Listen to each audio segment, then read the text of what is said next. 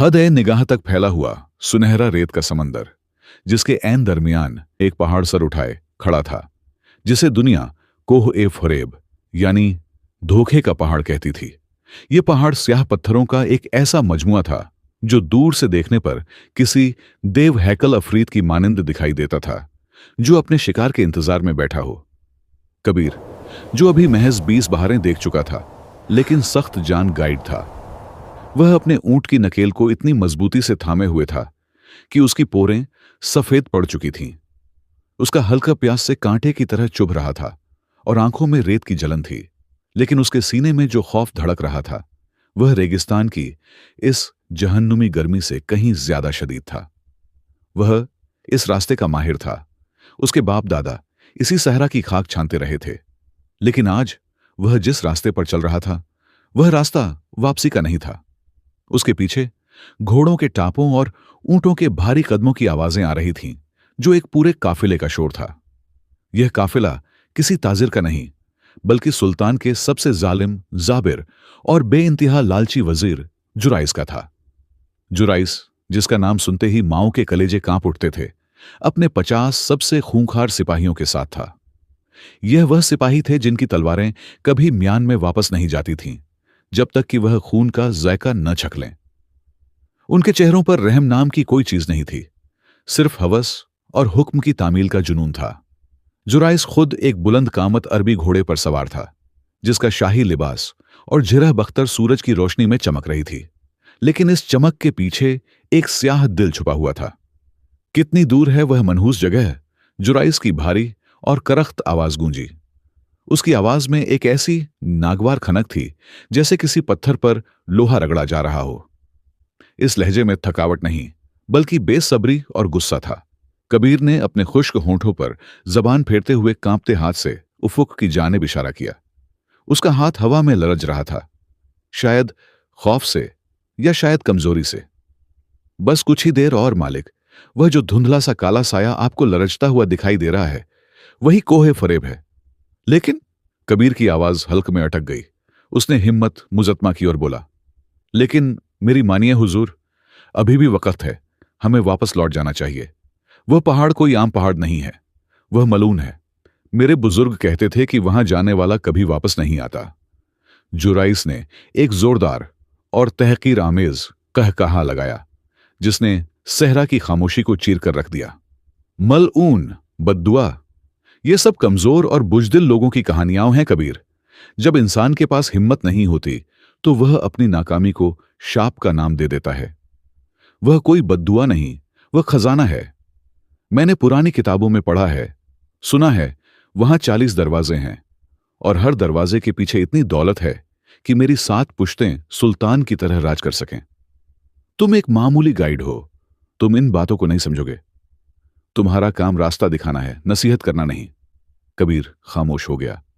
उसने सर झुका लिया।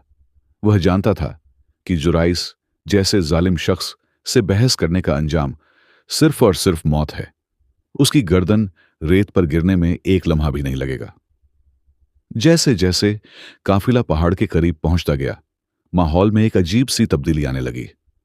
सूरज अभी भी आसमान पर था, लेकिन उसकी रोशनी मध्यम पड़ने लगी थी, जैसे पहाड़ की स्याही ने रोशनी को निगलना शुरू कर दिया हो। फजा में एक बोझलपन आ गया था। पहाड़ की चट्टानें करीब से और भी ज्यादा खौफनाक लग रही थीं, काली, नुकीली और बेतरतीब, जैसे किसी कदीम जंग में देवों की टूटी हुई हड्डियां बिखरी पड़ी हों। पहाड़ के दामन में पहुंचकर एक ऐसी दहशतनाक खामोशी छा गई कि घोड़ों के नथने फूलने लगे। जानवरों की छठी हिस्सा इंसानों से ज्यादा तेज होती है। उन्होंने खतरे को भांप लिया था। घोड़ों ने अचानक आगे बढ़ने से इनकार कर दिया। वह हिनहिनाने लगे, अपनी टांगें जमीन पर मारने लगे और पीछे हटने की कोशिश करने लगे। ऊंट, जो सहरा के जहाज कहलाते हैं, वह भी बिलबिलाने लगे और जमीन पर बैठने की कोशिश करने लगे। इन जानवरों को क्या हुआ? सिपाही चिल्लाए।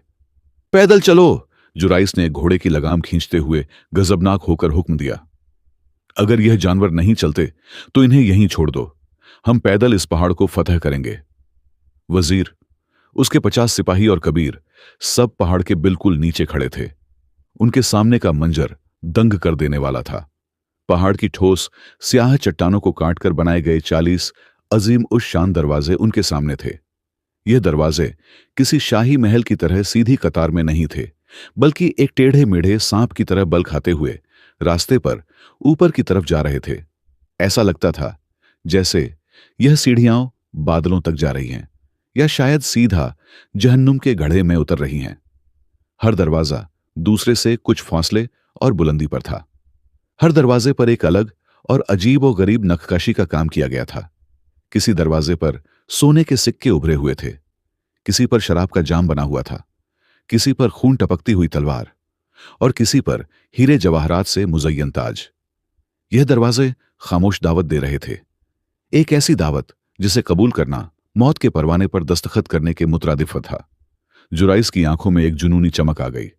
यह वह चमक थी जो इंसान को अंधा और बहरा कर देती है। उसके नथने फूल गए और उसके चेहरे पर एक मकरूह मुस्कुराहट फैल गई। तो यह सच था, वह बड़बड़ाया। यह सब सच था। तोड़ दो पहले दरवाजे को, हमें इंतजार नहीं करना। कबीर खौफ के मारे तेजी से आगे आया। नहीं मालिक, रुकिए, खुदारा रुक जाइए। मेरे दादा कहते थे कि यह दरवाजे आम हथौड़ों या ताकत से नहीं खुलते। हर दरवाजा एक इम्तिहान है। यह जादुई दरवाजे हैं, यह इंसान की नीयत को पढ़ते हैं। अगर आपने जबरदस्ती की तो यह पहाड़ हम सबको कुचल देगा। बकवास। जुराइस का सबसे ताकतवर और वहशी सिपाही बिलाल आगे बढ़ा। वह कद में सबसे लंबा और जिस्म में सबसे चौड़ा था। उसके हाथ में लोहे का एक भारी गुर्ज था। मेरे बाजुओं की ताकत के सामने कोई जादू नहीं टिकता। बिलाल ने गुर्ज को हवा में लहराया और पूरी कुव्वत के साथ पहले दरवाजे पर दे मारा। टन टन टन, एक ऐसी तेज और भारी आवाज गूंजी जैसे आसमान फट पड़ा हो। लेकिन हैरत की बात यह थी कि दरवाजे पर एक मामूली सी खरोंच तक नहीं आई। इसके बरक्स बिलाल की चीख निकल गई। वह पीछे की तरफ गिरा। उसके बाजू सुन्न हो चुके थे और उसके हाथों की हड्डियां हिल गई थीं। गुर्ज उसके हाथ से छूटकर दूर जा गिरा था। कबीर ने लरजती हुई आवाज में कहा, मैंने कहा था मालिक, यह दौलत का दरवाजा है। इस पर सोने के सिक्के बने हैं। इसे खोलने के लिए बाजुओं की ताकत नहीं, दिल की नीयत चाहिए। इसे खोलने के लिए दिल में सिर्फ और सिर्फ दौलत की चाह होनी चाहिए, इतनी शदीद चाह कि इसके अलावा कोई और जज्बा बाकी न रहे। अगर आपके दिल में जरा भी शक है या खौफ है तो यह नहीं खुलेगा। जुराइस ने गुस्से से बिलाल को ठोकर मारी और खुद सीना तानकर आगे बढ़ा। वह दरवाजे के बिल्कुल करीब जाकर खड़ा हो गया। उसने अपनी दोनों हथेलियां ठंडे स्याह पत्थर के दरवाजे पर रख दी। पत्थर बर्फ की तरह ठंडा था। जुराइस ने अपनी आंखें बंद कर लीं। उसने दुनिया के तमाम ख्यालात को अपने जहन से झटक दिया। उसने अपने खौफ, अपनी थकावट, यहां तक कि अपने सिपाहियों को भी भुला दिया। उसके दिमाग में सिर्फ एक तस्वीर थी, सोना, पीला चमकदार सोना। उसे अपना बचपन याद आया, जब वह गलियों में भीख मांगा करता था, जब लोग उसे धुतकार देते थे। उसे याद आया कि कैसे उसने गुर्बत की जिल्लत सही थी। उस वक्त उसने कसम खाई थी कि एक दिन वह इतना अमीर बनेगा कि दुनिया उसके कदमों में होगी। उसकी रग रग में लालच का लावा दौड़ने लगा। यह एक खालिस मिलावट से पाक और इंतहाई गहरा लालच था। कर्रर्रर्र, पत्थर के रगड़ने की एक भारी और कदीम आवाज आई। जमीन हल्की सी लरज उठी। सदियों से बंद वह भारी दरवाजा आहिस्ता आहिस्ता अंदर की जानिब खुलने लगा। जैसे ही दरवाजा पूरा खुला, अंदर से सुनहरी रोशनी का एक ऐसा सैलाब बाहर आया कि सबको अपनी आंखें बंद करनी पड़ी। जब उनकी नजरें इस रोशनी की आदी हुईं, तो वह मंजर देखकर सन्न रह गए। वह कोई गाड़ नहीं थी और न ही कोई कमरा। वह सोने का एक समंदर था। जमीन पर धूल या मिट्टी नहीं थी, बल्कि सोने की ईंटें बिछी हुई थीं। दीवारों में ऐसे हीरे और याकूत जड़े थे जो मशालों की तरह खुद ब खुद रोशन थे और पूरे माहौल को जगमगा रहे थे। वहां लाल, हरे और नीले जवाहरात के ढेर ऐसे लगे थे जैसे किसी किसान ने फसल काटने के बाद अनाज के ढेर लगा दिए हों। या खुदा, सिपाहियों के मुंह खुले के खुले रह गए। उनके हाथों से तलवारें छूट गईं। उनकी आंखों में वह हवस जाग उठी जो इंसान को हैवान बना देती है। जाओ, जुराइस ने पागलों की तरह चिल्लाकर हुक्म दिया। लूट लो, जितना उठा सकते हो उठा लो। यह सब मेरा है, लेकिन तुम भी अपनी जेबें भर लो। जुराइस के 10 सिपाही, जो सबसे आगे खड़े थे, पागलों की तरह अंदर भागे। उन्होंने अपनी पगड़ियां उतार लीं और उनमें सोना भरने लगे। कोई जमीन पर लेटकर सोने के सिक्कों को चूम रहा था, कोई दीवारों से हीरे नोचने की कोशिश कर रहा था, कोई गले में मोतियों की मालाएं डालकर दीवानों की तरह नाच रहा था। वह हंस रहे थे, रो रहे थे और एक दूसरे से छीना झपटी कर रहे थे। उनकी आंखों से इंसानियत खत्म हो चुकी थी। अब वह सिर्फ भूखे भेड़िए थे। बस बहुत हुआ, जुराइस अचानक चिल्लाया। उसका लालच उसे आगे बढ़ने पर मजबूर कर रहा था। हमें ऊपर जाना है, अभी 39 दरवाजे और हैं। हम यहीं सारा वक्त बर्बाद नहीं कर सकते, वापसी पर यह सब ले जाएंगे। लेकिन सिपाही उसकी बात सुनने को तैयार नहीं थे। वह इस सोने के तिलिस्म में इतने डूब चुके थे कि उन्हें बाहर की दुनिया का होश ही नहीं था। उन्हें जुराइस की आवाज किसी दूर दराज की बाजगश्त लग रही थी। अचानक दरवाजा एक भारी आवाज के साथ हिलने लगा। यह बंद हो रहा था। बाहर आ जाओ बेवकूफों, कबीर अपनी पूरी कुव्वत से चिल्लाया। दरवाजा बंद हो रहा है, यह जाल है। लेकिन उन 10 सिपाहियों ने पीछे मुड़कर देखा तक नहीं। उन्हें लगा कि उनके पास पूरी जिंदगी पड़ी है इस दौलत को भोगने के लिए। वह हंसते रहे, खेलते रहे और देखते ही देखते धड़ाम की आवाज के साथ वह भारी पत्थर का दरवाजा दोबारा बंद हो गया। वह 10 सिपाही और उनके साथ वह बेपनाह दौलत सब हमेशा के लिए पहाड़ के पेट में कैद हो गए। बाहर सन्नाटा छा गया। जुराइस ने एक बार भी बंद दरवाजे की तरफ अफसोस से नहीं देखा। उसके चेहरे पर कोई मलाल नहीं था। उसने सिर्फ कंधे उचकाए और सर्द लहजे में कहा, कमजोर लोग वह इसी लायक थे। उनका लालच छोटा था, इसलिए वह पहले दरवाजे पर ही रुक गए। मेरा मकसद बड़ा है, चलो आगे बढ़ते हैं। कबीर का दिल जोर से धड़क रहा था। पहाड़ ने अपनी पहली कुर्बानी ले ली थी। उसे लगा जैसे पहाड़ सांस ले रहा है और हर सांस के साथ वह उनकी जिंदगी को निचोड़ रहा है। काफिला जो अब छोटा हो चुका था, आगे बढ़ा। रास्ता अब मजीद संकरा और खतरनाक होता जा रहा था। हर कदम पर खाई में गिरने का डर था। दूसरा दरवाजा, तीसरा दरवाजा, चौथा दरवाजा। वह हर दरवाजे के पास से गुजरते। हर दरवाजे के पीछे एक अलग दुनिया थी। कुछ दरवाजे खुले मिले, कुछ को खोलने के लिए जुराइस ने अपने सिपाहियों की जान की बाजी लगाई। 10वां दरवाजा लज्जत और ऐशो इशरत का था।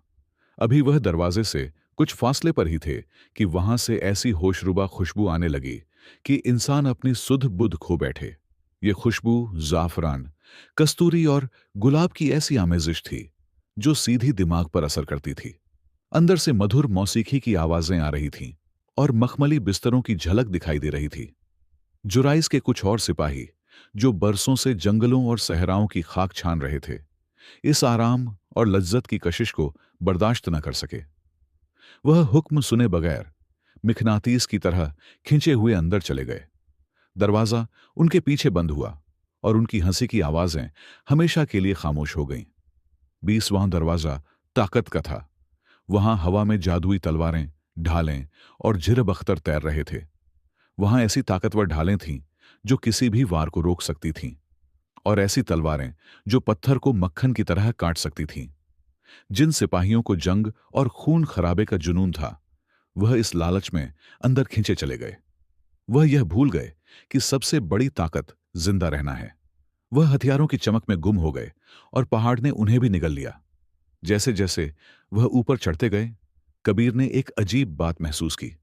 हवा भारी और जहरीली होती जा रही थी। उसे ऐसा लग रहा था जैसे हजारों नादीदा आंखें उन्हें देख रही हैं। पहाड़ सिर्फ पत्थर का नहीं था, वह जिंदा था। वह उनकी हर सांस, हर धड़कन और हर गुनाह को गिन रहा था। जुराइस का सांस फूल रहा था, लेकिन उसकी रफ्तार कम नहीं हो रही थी। 30वां दरवाजा इल्म और राज का था। यहां जुराइस का खास मुशीर और नजूमी फंस गया। वह शख्स जो खुद को दुनिया का सबसे अक्लमंद इंसान समझता था, जब उसने दरवाजे के अंदर कदीम किताबें और मुस्तकबिल बताने वाले जादुई आईने देखे, तो वह खुद पर काबू न रख सका। उसे लगा कि अगर उसे मुस्तकबिल का इल्म हो जाए तो वह बादशाहों से भी ज्यादा ताकतवर हो जाएगा। वह अपना मुस्तकबिल जानने के लिए अंदर भागा और उसका मुस्तकबिल उसी गाढ़ के अंधेरे में हमेशा के लिए गुम हो गया। शाम ढलते ढलते सूरज उफुक में डूब रहा था और फजा में खूनी सुर्खी फैल गई थी। वह पहाड़ की चोटी के करीब पहुंच चुके थे। काफिला खत्म हो चुका था।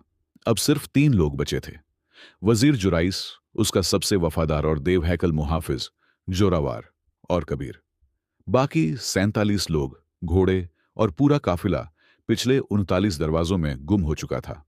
हर दरवाजे ने उनकी किसी न किसी कमजोरी को टटोला और उन्हें अपना शिकार बना लिया। जुराइस अब बुरी तरह हाँफ रहा था। पसीने से उसका भारी शाही लिबास भीग चुका था और उसके चेहरे पर धूल जमी थी। लेकिन उसकी आंखों में अभी भी वह वहशीपन और पागलपन मौजूद था जो उसे रुकने नहीं दे रहा था। सब मेरा है, वह बार बार बड़बड़ाता, जैसे कोई मंत्र पढ़ रहा हो। जब मैं वापस नीचे जाऊंगा तो इन सारे दरवाजों को तोड़कर सारा खजाना निकाल लूंगा, और जो लोग अंदर हैं, अगर वह जिंदा हुए तो उन्हें गुलाम बना लूंगा, और अगर मर गए तो उनकी लाशों पर से गुजरकर अपना सोना लाऊंगा। कोई ताकत मुझे नहीं रोक सकती। कबीर को इस शख्स से घिन आ रही थी। इतनी तबाही देखने के बाद भी उसकी आंखों से लालच की पट्टी नहीं उतरी थी। जोरावार, जो अब तक खामोश था, उसके चेहरे पर भी थकावट थी, लेकिन वह जुराइस का साया था। जहां मालिक जाता वह वहीं जाता। आखिरकार घिसटते हुए, गिरते पड़ते वह सबसे ऊपर पहुंचे। पहाड़ की चोटी। यहां हवा बहुत तेज थी और सर्दी हड्डियों में घुसी जा रही थी। और वहां चोटी के बिल्कुल सिरे पर 40वां दरवाजा खड़ा था। यह दरवाजा बाकी सभी दरवाजों से बिल्कुल मुख्तलिफ था।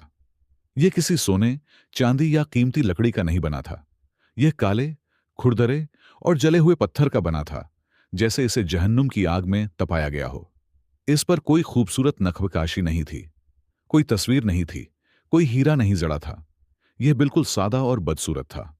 बस इसके बिल्कुल दरमियान में एक लफ्ज बहुत ही भद्दे और टेढ़े तरीके से खुदा हुआ था, जैसे किसी ने नाखूनों से खुरच कर लिखा हो, सच। वहां का माहौल बहुत डरावना था।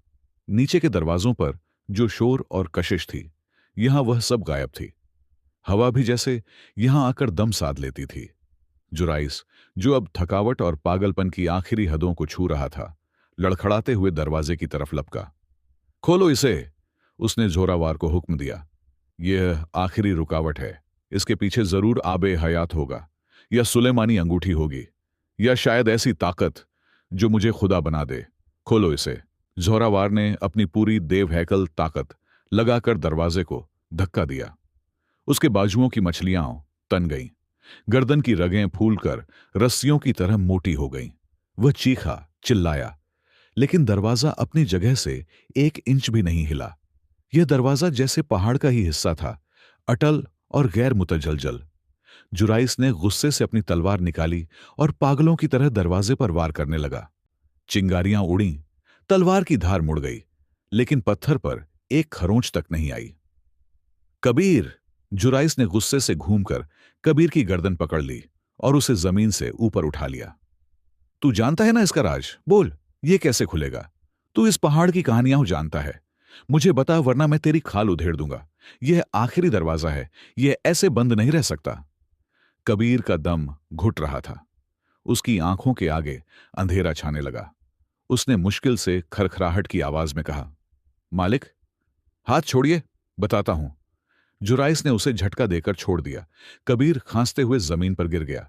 उसने अपनी सांसें दुरुस्त कीं, गले को सहलाया और उस काले, खामोश दरवाजे की तरफ देखा। उसे अपने दादा की आखिरी बात याद आई, जो उन्होंने मरते वक्त कही थी। बेटा, 40वां दरवाजा सबसे आसान है और सबसे मुश्किल भी। वह किसी कुंजी से नहीं खुलता, वह सिर्फ सच मांगता है। मालिक, कबीर ने आहिस्ता से कहा। उसकी आवाज में अब खौफ की जगह एक अजीब सा सुकून था। यह दरवाजा न चाबी से खुलेगा, न ताकत से, न दौलत से। यह दरवाजा सिर्फ सच बोलने से खुलेगा। आपको यहां खड़े होकर अपने जीवन का सबसे कड़वा सच बोलना होगा। ऐसा सच जो आपने आज तक किसी से नहीं कहा, शायद खुद से भी नहीं। एक ऐसा एतराफ जो आपकी रूह पर बोझ बना हुआ है। जुराइस आगे बढ़ा। उसने अपना सीना चौड़ा किया, अपनी शाही चाल चलते हुए दरवाजे के सामने खड़ा हुआ। अगर यह पहाड़ सच चाहता है तो मैं इसे सच दूंगा। मैं जुराइस हूं, इस सल्तनत का वजीर आला। मैंने हमेशा सुल्तान की खिदमत की है। मैं एक वफादार सिपाही हूं। मैंने अपनी कौम के लिए जंगें लड़ी हैं। दरवाजा नहीं हिला। खामोशी और गहरी हो गई। हवा का एक सर्द झोंका आया, जैसे पहाड़ उसके झूठ पर हंस रहा हो। कबीर ने कहा, झूठ? पहाड़ जानता है कि आप झूठ बोल रहे हैं। ये आपका सच नहीं है। जुराइस का चेहरा गुस्से से लाल हो गया। ठीक है, मैं मैं अमीर बनना चाहता हूं। मुझे दौलत पसंद है। मैं दुनिया का सबसे ताकतवर इंसान बनना चाहता हूं। दरवाजा फिर भी बंद रहा। यह भी पूरा सच नहीं है, कबीर ने कहा। यह तो सब जानते हैं मालिक। वह बताइए जो कोई नहीं जानता। जुराइस झुंझला गया। उसके माथे पर पसीने की बूंदें चमकने लगीं। ठीक है, ठीक है, सुन लो, वह चिल्लाया। मैंने मैंने सुल्तान को झड़ दिया था। मैंने उसे धीमे झड़ से मारा ताकि मैं गद्दी पर कब्जा कर सकूं। वह बूढ़ा बेवकूफ था। मैं कातिल हूं। मैं धोखेबाज हूं। मैंने अपने रास्ते में आने वाले हर शख्स को मिटाया है। जुराइस की आवाज पहाड़ों में गूंजती रही। उसने अपने सबसे गहरे और स्याह राज उगल दिए। उसने कबूल किया कि उसने कैसे अपने सगे भाई का कत्ल किया क्योंकि वह जायदाद में हिस्सा मांग रहा था। कैसे उसने बेगुनाह बस्तियों को जलाया सिर्फ अपनी दहशत फैलाने के लिए। वह हाँफने लगा। उसका चेहरा पसीने और आंसुओं से भीग गया। लेकिन वह नदामत के आंसू नहीं थे। वह गुस्से और बेबसी के आंसू थे। लेकिन दरवाजा टस से मस नहीं हुआ। वह वैसा ही खड़ा रहा, सर्द और बंद। जुराइस अब डर गया। पहली बार उसकी आंखों में खौफ दिखाई दिया। मैंने सब बता दिया। मैंने हर गुनाह कबूल कर लिया। अब यह क्यों नहीं खुल रहा? क्या चाहता है यह मुझसे? कबीर ने जुराइस की आंखों में देखा। क्योंकि मालिक, आप यह सब अपने गुनाह मानकर नहीं, बल्कि अपनी कामयाबी मानकर बता रहे हैं। आपके लहजे में अभी भी गुरूर है। आप अभी भी अपने अंदर के उस डर को छुपा रहे हैं। आप यह नहीं मान रहे कि आप असल में क्या हैं। आप सिर्फ अपने कारनामे गिनवा रहे हैं। जुराइस ने गुस्से में अपनी तलवार कबीर की गर्दन पर रख दी। अगर यह दरवाजा नहीं खुला तो मैं तुझे यहीं मार डालूंगा। तू मेरे साथ खेल खेल रहा है। कबीर ने अपनी आंखें बंद कर लीं। ठंडी तलवार उसकी गर्दन को छू रही थी। उसे लगा कि आज उसका आखिरी दिन है। मौत उसके सर पर खड़ी थी। लेकिन तभी एक अजीब सा ख्याल उसके मन में आया। उसने सोचा, अगर मरना ही है तो सच बोलकर क्यों ना मरूं? सारी जिंदगी डर डर कर जिया हूं। कम अज कम मौत तो बहादुरी से गले लगाऊं। कबीर ने जुराइस की तलवार की परवाह किए बिना दरवाजे की तरफ मुंह किया। उसने जुराइस को नजरअंदाज कर दिया, जैसे वह वहां है ही नहीं। उसने अपना कांपता हुआ कमजोर हाथ उस काले ठंडे पत्थर पर रखा। पत्थर ने उसके हाथ की गर्मी महसूस की। मैं कबीर की आवाज बहुत धीमी थी, जैसे सरगोशी। मैं कोई गाइड नहीं हूं। मैं एक भगोड़ा हूं। हवा में एक सरसराहट हुई। फजा में तब्दीली आई। कबीर ने अपनी आंखें बंद रखीं और बोलना जारी रखा। उसके अल्फाज उसके दिल की गहराइयों से निकल रहे थे। मैं बचपन से डरपोक रहा हूं। जब मेरे गांव पर डाकुओं ने हमला किया था तो सब लड़ रहे थे। लेकिन मैं अपनी मां और छोटी बहन को बचाने के बजाय छुप गया था। मैंने उन्हें अपनी आंखों के सामने मरते देखा। वह मुझे पुकार रही थीं, लेकिन मैं बाहर नहीं निकला क्योंकि मैं अपनी जान बचाना चाहता था। वह मर गईं और मैं जिंदा रह गया। मैं रोज उस बोझ के साथ जीता हूं। मैं रोज खुद पर लानत भेजता हूं। आज भी मैं आपको यहां खजाना दिलाने नहीं लाया। मैं जानता था कि यह जगह खतरनाक है। मैं जानता था कि यहां मौत है। मैं आपको यहां इसलिए लाया क्योंकि मैं चाहता था कि आप मर जाएं। मैं चाहता था कि यह रेगिस्तान आपको निगल ले, ताकि मुझे आपके जुल्मों से, आपकी गुलामी से आजादी मिले। मैं लालची नहीं हूं मालिक। मैं बस एक टूटा हुआ, डरा हुआ, बुजदिल और मतलबी इंसान हूं जो सिर्फ अपनी जान बचाना चाहता है। मैं हीरो नहीं हूं। मैं एक मुजरिम हूं। कबीर की आंखों से आंसू बह निकले और उसके गालों पर गिरने लगे। यह उसका सच था, नंगा, कड़वा और शर्मनाक सच। उसने अपनी सबसे बड़ी कमजोरी, अपने सबसे गहरे पाप को दुनिया के सामने, खुदा के सामने और इस पहाड़ के सामने रख दिया था। जमीन कांपने लगी। सदियों की धूल झड़ गई। वह काला दरवाजा, जो शायद हजारों सालों से बंद था और जिसने जुराइस के एतराफात को ठुकरा दिया था, अब आहिस्ता आहिस्ता, बहुत नरमी से अंदर की तरफ खुलने लगा। अंदर से कोई सुनहरी रोशनी नहीं आई। अंदर से हीरों की चमक नहीं आई। अंदर सिर्फ अंधेरा था और ठंडी हवा का एक तेज झोंका जो कब्रिस्तान की हवा जैसी थी। जुराइस की आंखें फटी की फटी रह गईं। हट जा! उसने कबीर को एक जोरदार लात मारी। कबीर दूर जा गिरा और पत्थरों से टकराकर जख्मी हो गया। रास्ता खुल गया! जुराइस पागलों की तरह चिल्लाया। देखा जोरावार, आखिरकार यह खुल गया। सबसे बड़ा खजाना अब हमारा है। यह काला दरवाजा जरूर किसी अजीम उश्शान हॉल का रास्ता है। जुराइस और जोरावार दोनों तलवारें लिए लालच में अंधे होकर उस अंधेरे गाड़ में कूद पड़े। वह जीत के नशे में चूर थे। उन्हें कबीर का वजूद याद भी नहीं रहा। कबीर दर्द से कराहते हुए उठा। उसकी पसलियों में शदीद दर्द हो रहा था। उसने देखा कि वह दोनों अंदर भाग रहे हैं, लेकिन जैसे ही वह दरवाजे की चौखट के पार गए और अंधेरे में कदम रखा, कबीर को एक अजीब और खौफनाक मंजर दिखाई दिया। गाड़ के अंदर कोई जमीन नहीं थी। वह एक अंतहीन खाई थी। जुराइस के पैर, जो हवा में मुअल्लकत थे, उनका रंग बदलने लगा। उसकी भूरी चमड़ी, उसका गोश्त, उसका खून, उसकी हड्डियां, सब कुछ तेजी से बदल रहा था। गोश्त सख्त हो रहा था, जिल्द चमकदार हो रही थी। नहीं, नहीं, ये क्या हो रहा है? जुराइस चिल्लाया। उसने अपना हाथ उठाने की कोशिश की, लेकिन उसका हाथ वहीं हवा में पत्थर हो गया। एक सोने का हाथ। जोरावार ने पीछे मुड़ने की कोशिश की। उसके चेहरे पर दहशत थी, लेकिन उसका पूरा जिस्म चांदी का बन चुका था। उसकी तलवार अब हीरे की बन चुकी थी, लेकिन वह उसे चला नहीं सकता था। सिर्फ कुछ ही पलों में, शायद पलक झपकने की देर में, वह सुल्तान का वजीर, जो दुनिया जीतने आया था, जो 40 दरवाजे पार करके आया था, एक बेजान मूर्ति बन चुका था। एक 6 फुट ऊंची, खालिस सोने की मूर्ति। उसके चेहरे पर जो आखिरी तासुर था, वह लालच और दहशत का मिला जुला तासुर था, जो हमेशा के लिए सोने में ढल गया था। कबीर फटी आंखों से यह सब देख रहा था। उसके पैर जमीन में गड़ गए। उसे अब समझ आया। उसने पीछे मुड़कर नीचे के रास्तों की तरफ देखा। अब उसकी नजरों से वह पर्दा हट चुका था जो लालच ने डाल रखा था। वह अब आर पार देख सकता था। उसने अपनी याददाश्त में पहले दरवाजे का मंजर दोहराया। वहां अंदर कोई सोने के सिक्के नहीं थे। वहां 10 मूर्तियां खड़ी थीं। वह उसके साथी सिपाही थे, जो अब सोने के बन चुके थे। दूसरे दरवाजे में, तीसरे दरवाजे में, हर जगह यही हाल था। इस पहाड़ में कोई खजाना नहीं था। यह पहाड़ कभी किसी को कुछ देता नहीं था। यह सिर्फ लेता था। जो लोग यहां खजाना लूटने आते थे, वह खुद खजाना बन जाते थे। जुराइस की सोने की मूर्ति अब वहां खड़ी थी, खामोश, चमकदार और बेजान। वह अब सदियों तक आने वाले किसी अगले लालची इंसान का इंतजार करेगी।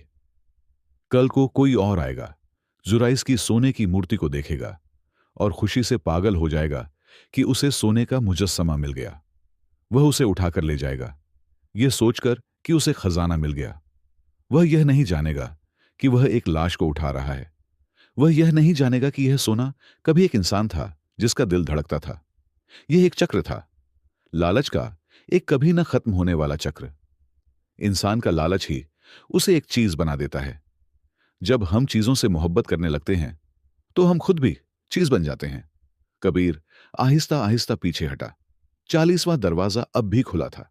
उसमें से ठंडी हवा आ रही थी। उसे महसूस हुआ कि यह दरवाजा उसे बुला नहीं रहा, बल्कि उसे रास्ता दे रहा है, उसे जाने की इजाजत दे रहा है। उस गाड़ के दूसरे छोर पर, अंधेरे के उस पार, उसे एक हल्की सी, बहुत मध्यम रोशनी दिखाई दी। वह सोने की चमक नहीं थी, वह सुबह की रोशनी थी, वह सूरज की किरण थी, वह जिंदगी थी। कबीर ने एक आखिरी बार जुराइस की सोने की मूर्ति को देखा। वह मूर्ति बेशकीमती थी। अगर वह चाहता तो उसका एक हाथ तोड़कर भी ले जाता, तो पूरी जिंदगी बादशाहों की तरह गुजार सकता था। उसके कदम रुके। एक लम्हे के लिए लालच ने उसे भी आवाज दी, लेकिन फिर उसने अपनी मां और बहन का चेहरा याद किया। उसने उस सुकून को महसूस किया जो उसे सच बोलने के बाद मिला था। कबीर ने उस मूर्ति को छुआ तक नहीं। उसे अब समझ आ गया था कि शाप क्या था। शाप यह नहीं था कि यहां लोग मर जाते हैं।